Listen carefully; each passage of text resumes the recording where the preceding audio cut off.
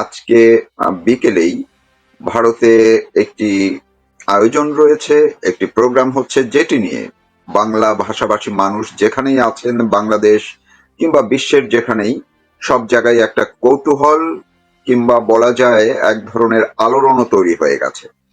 এই প্রোগ্রামটি নিয়ে অনেক ধরনের গুঞ্জন চলছে, আলাপ আলোচনা তো চলছেই, নানান জল্পনা কল্পনা আছে, কিছুটা গুজব, কিছুটা অপপ্রচার। কিন্তু কেন প্রোগ্রামটি বা কি? সেখানে শেখ হাসিনা, মানে যিনি এখনো বাংলাদেশের কাগজে কলমে প্রধানমন্ত্রী আছেন, তিনি বক্তব্য দিবেন, কিন্তু সেই বক্তব্য নিয়েও নানান ধরনের প্রচার অপপ্রচার দেখতে পাচ্ছি। এসবও পরিষ্কার হওয়ার জন্য আমার সঙ্গে দেখতে পাচ্ছেন একজন অতিথি, যিনি প্রফেসর ডক্টর হাবিবে মিল্লাত, বাংলাদেশ জাতীয় সংসদের সাবেক সদস্য, এবং তিনি বাংলাদেশের একজন খুবই নামকরা চিকিৎসা বিজ্ঞানী। পাশাপাশি তিনি কানাডা ভিত্তিক একটি সংগঠন জিসিডিজির চেয়ারম্যান হিসাবে আন্তর্জাতিক একটি বলয়ে কাজ করছেন বাংলাদেশের মানবাধিকার নিয়ে। হাবিবে মিল্লাত, আমি আপনাকে শ্রদ্ধা জানাচ্ছি, কৃতজ্ঞতা জানাচ্ছি আমাকে সময় দেওয়ার জন্য। আপনি মিউট করা আছেন সম্ভব। ধন্যবাদ আপনাকে, শুভেচ্ছা দর্শকদের। জি, আমরা এই বাংলাদেশ এবং ভারতের সময়সূচিটা ধরেই যদি একটু আগাই, আর মাত্র কয়েক ঘন্টা পরেই এই যে এত কৌতূহলের যে আয়োজন, সেই আয়োজনে আপনি একজন অংশীদার।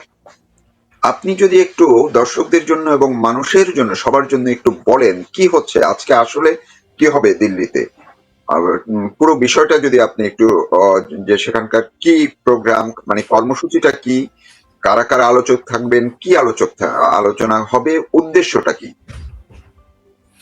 ধন্যবাদ আপনাকে। আপনি দেখুন, এই অনুষ্ঠানটির আয়োজন করেছেন foreign correspondence club of South Asia, এবং যে ইনভাইটেশন লেটারটি সবার কাছে পৌঁছে গেছে সেটি দিয়েছেন ডক্টর ওয়াইএল আওয়াদ, যিনি president foreign correspondence club of South Asia এবং international association of press club.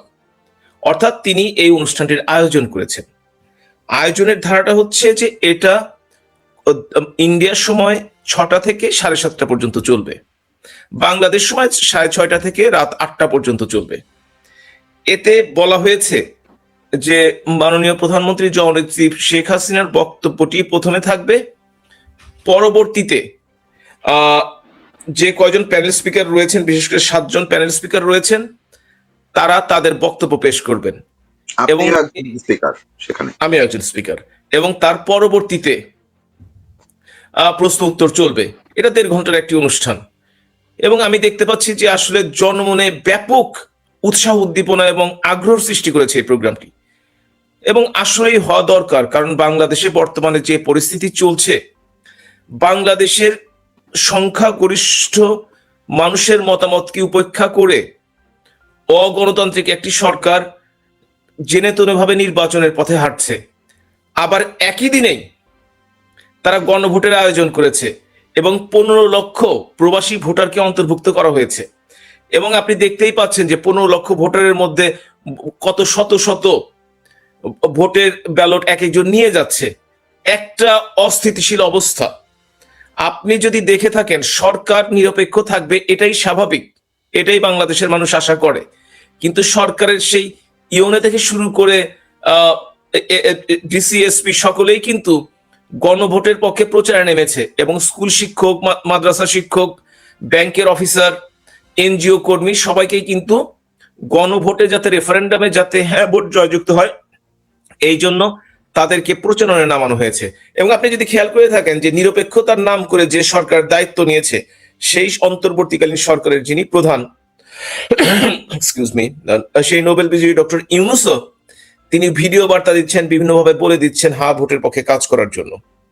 সুতরাং আবারও শুনেছি যে পুলিশদের কাছে নাকি পৌঁছে গেছে খবর যে 5 তারিখের মধ্যে সবকিছু কমপ্লিট করে রাখবে, ন্যাশনাল ইলেকশনটা 12 তারিখেই হয়ে যাক, কিন্তু কোনোভাবেই যেন হ্যাঁ ভোটটি দেরি করে না ফেলে এবং রেফারেন্ডামটি যেতে পাস হয়। এই অবস্থায় এই সাংবাদিক সম্মেলনটি খুবই গুরুত্বপূর্ণ, এবং আমি মনে করি এর আগে মাননীয় প্রধানমন্ত্রী বিচ্ছিন্নভাবে ইমেলের মাধ্যমে যে বিভিন্ন সাক্ষাৎকার দিয়েছেন, সেটা হয়তো কোনো একটি পত্রিকাকে ইন্ডিভিজুয়ালি দিয়েছেন।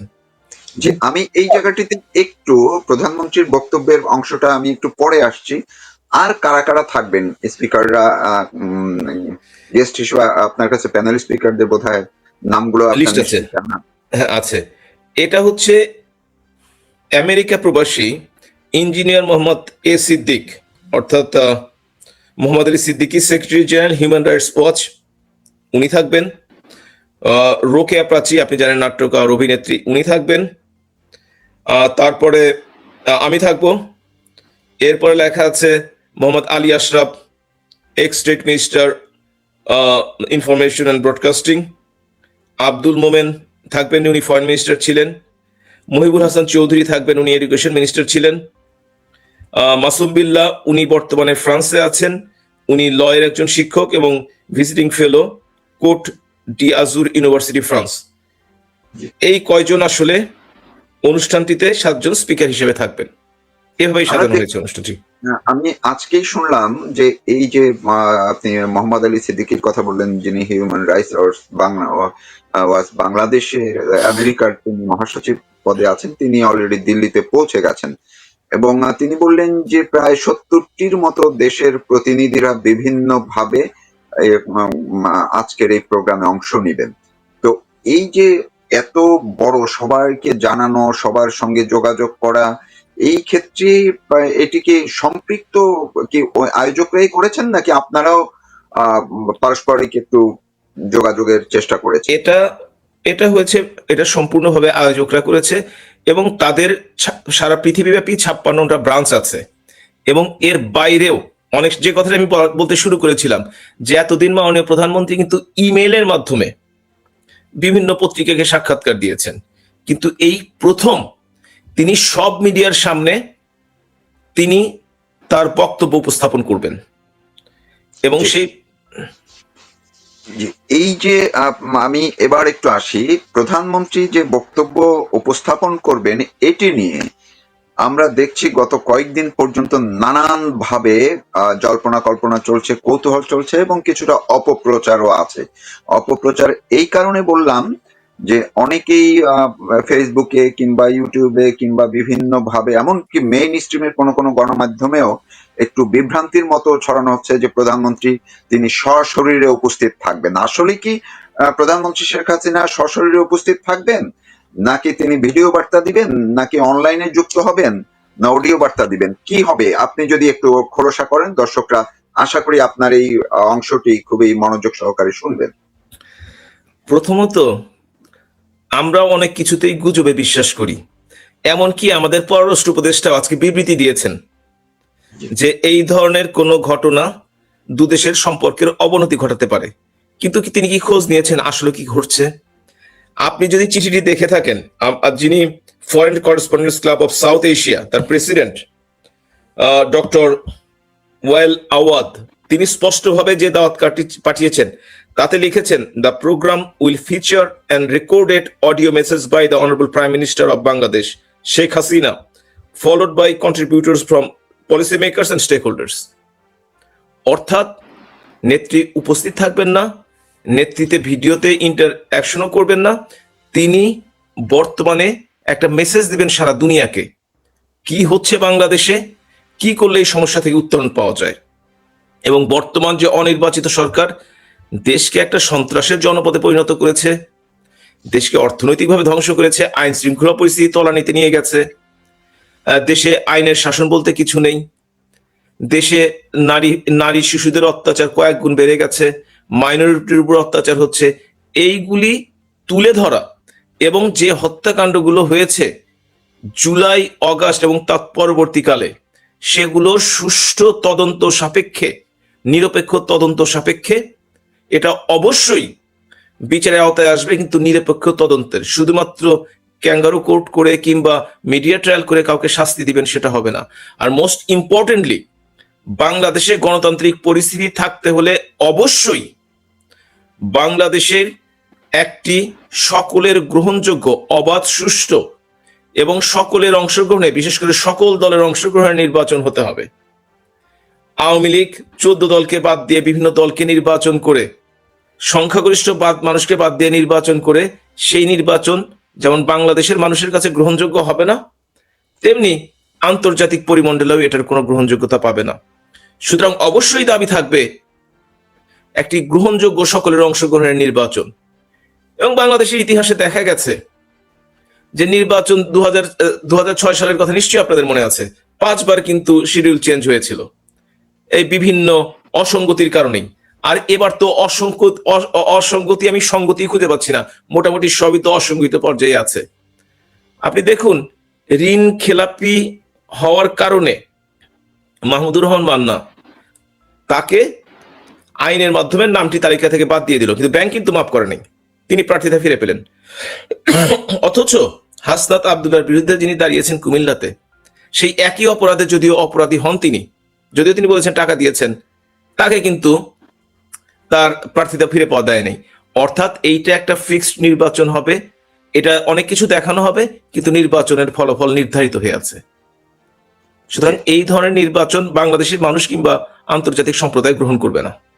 যে ইতিমধ্যেই এই নির্বাচন নিয়ে নানা আন্তর্জাতিক পর্যায় থেকেও বলা হয়েছে যে এটি গ্রহণযোগ্য হবে না কিংবা অংশগ্রহণমূলক হবে না, ইনক্লুসিভ কোনো নির্বাচনের আয়োজন করা না হলে সেটি কোথাও আসলে গ্রহণযোগ্য হবে না।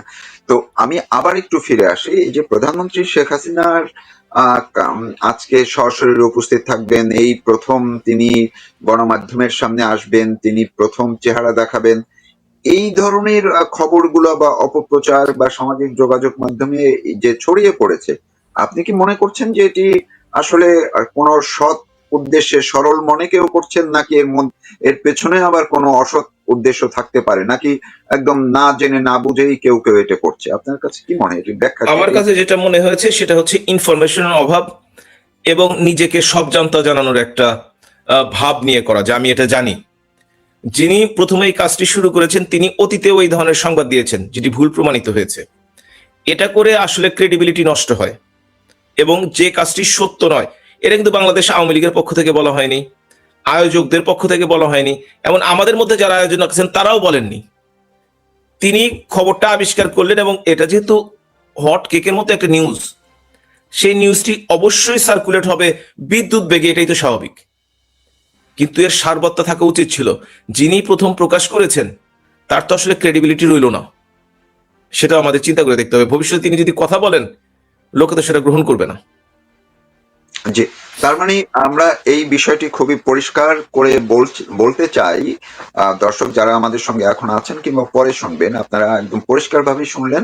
প্রফেসর ডক্টর হাবিবে মিল্লাত যেই তথ্যটি জানালেন, নিশ্চিত করলেন, সেটি হচ্ছে মাননীয় প্রধানমন্ত্রী তিনি সশরীরে উপস্থিত থাকবেন না, তিনি অনলাইনে বা লাইভ কোনো প্রোগ্রামে ভিডিও বার্তায় সেটিও তিনি থাকছেন না, তিনি একটি রেকর্ডেড তার একটি বার্তা সেখানে শোনানো হবে, দেখানো বলা হবে, অডিও বার্তা, অডিও বার্তা, এই অডিও বার্তাটি শোনানো হবে। তবে হ্যাঁ, এই অডিও বার্তাটিও আশা করি আমরা সবাই যে অন্য যে কোনো সময়ের চেয়ে অনেক বেশি আলাদা এবং গুরুত্বপূর্ণ হবে, গুরুত্ববহ হবে। এই কারণে আজকে গতকালকে থেকেই বাংলাদেশে যে একটি প্রশ্নবিদ্ধ নির্বাচনের প্রচারণা শুরু হয়ে গেছে, সেটি নিয়ে শেখ হাসিনা বিশ্ববাসীকে একটি বার্তা দিবেন। আশা করি সেটি একটু ভিন্নতরই হবে। আর আমি যদি হাবিবে মিল্লাত আপনার কাছ থেকে আরেকটু শেষবারের মতো আরেকটু শুনতে চাই যে আজকে বিকেলে বা সন্ধ্যায় যেই প্রোগ্রামটিতে আপনারা অংশ নিচ্ছেন এবং অন্য যারা আলোচক থাকবেন, আপনাদের মধ্যে থেকেও কি নতুন কোনো বার্তা আপনারা দিতে চান কিনা, দিবেন কিনা, নাকি অনেকে যে একই বার্তা, যদি আমরা গত 17 মাসে বাংলাদেশে যে নৈরাজ্য, নিপীড়ন, হত্যা এগুলো চলছে, সংখ্যালঘু নির্যাতন, এগুলো তো কমছে না, নতুন কোনো বার্তা কি আছে কিনা, পাবে কিনা? মাননীয় প্রধানমন্ত্রী কি বলবেন সেটা সম্পূর্ণ তার ব্যক্তিগত এখতিয়ার, সুতরাং এ ব্যাপারে কোনো কথা বলতে পারবো না। তবে বিশ্ববাসীর জানা উচিত, শান্তিতে নোবেল বিজয়ী বাংলাদেশে কি অশান্তির পরিবেশ সৃষ্টি করেছে, এইটা আসলে বিশ্ববাসীর জানা উচিত, এবং এটা অবশ্যই অবশ্যই মিডিয়াগুলোতে আসা উচিত, এবং সেটাই আসলে করা হবে, এবং এর মাধ্যমেই সমস্যার সমাধান খোঁজা হবে। জি, আরেকটি বিষয় এই মুহূর্তে আমার মাথায় আসলো। আমরা যে জিনিসটি বলি এবং আমরা যেটি জানি, বিশেষ করে আমি একজন গণমাধ্যম কর্মী হিসেবে, যে আমরা এখন পর্যন্ত প্রধানমন্ত্রী শেখ হাসিনার পদত্যাগপত্র কোথাও বাংলাদেশের সরকার, সেনাবাহিনী, রাষ্ট্রপতি কেউ দেখাতে পারেনি। যে কারণেই আমরা বলছি এখনো কাগজে কলমে তিনি প্রধানমন্ত্রী সংবিধান সম্মতভাবে।